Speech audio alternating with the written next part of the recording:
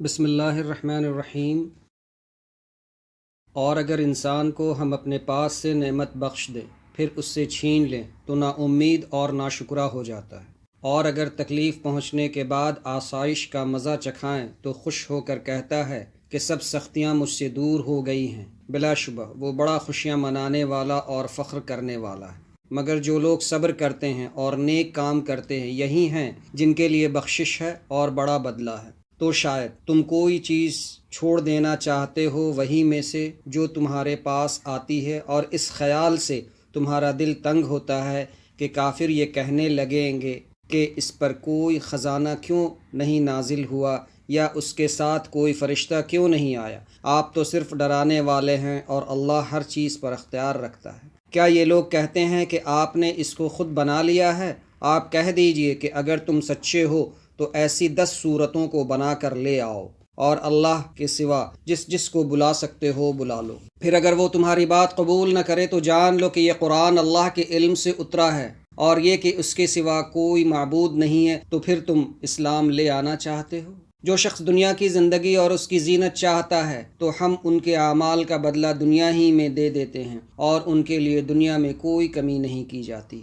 یہی ہے جن کے لیے آخرت میں دوزخ کے سوا کچھ نہیں ہے، اور آخرت میں ان کے اعمال برباد ہوں گے اور وہ جو کچھ کر رہے ہیں بے اثر ہے۔ کیا جو اپنے رب کی طرف سے ایک روشن دلیل پر ہو اور اس کے ساتھ ایک گواہ اسی میں موجود ہے، قرآن کا منکر اس کے برابر ہو سکتا ہے؟ اور اس سے پہلے موسیٰ کی کتاب ہے جو پیشوا اور رحمت ہے۔ ایسے لوگ قرآن پر ایمان لاتے ہیں، اور جو کسی دوسرے فرقے میں سے اس قرآن کا انکار کرے گا تو اس کا ٹھکانہ دوزخ ہے۔ تو تم قرآن سے شک میں مت پڑو جو تمہارے رب کی طرف سے حق ہے، لیکن بہت سے لوگ ایمان نہیں لاتے۔ اور اس سے بڑھ کر اور کون ظالم ہوگا جو اللہ پر جھوٹ گڑھے؟ یہ لوگ اپنے رب کے سامنے حاضر کیے جائیں گے، اور گواہ یوں کہیں گے کہ یہی تو ہے جو اللہ پر جھوٹ جڑتے تھے۔ سن لو کہ ظالموں پر اللہ کی لعنت ہے۔ اور جو اللہ کے راستہ سے روکتے تھے اور اس میں کجی نکالتے تھے اور وہ آخرت سے بھی انکار کرتے تھے، یہ لوگ زمین پر اللہ کو عاجز نہیں کر سکتے تھے، اور ان کے لیے اللہ کے سوا کوئی حمایتی بھی نہیں ہوا۔ ان کو دگنا عذاب ہوگا۔ یہ لوگ نہ سن سکتے تھے اور نہ دیکھتے تھے۔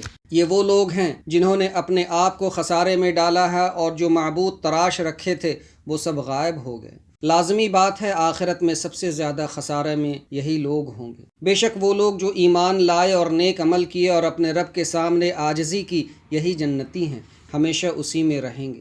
دونوں فریقوں یعنی کافر اور مومن کی مثال ایسی ہے کہ ایک اندھا اور بہرا ہو اور ایک دیکھتا سنتا ہے، تو کیا یہ دونوں یکساں ہیں؟ تم کیوں نصیحت نہیں پکڑتے؟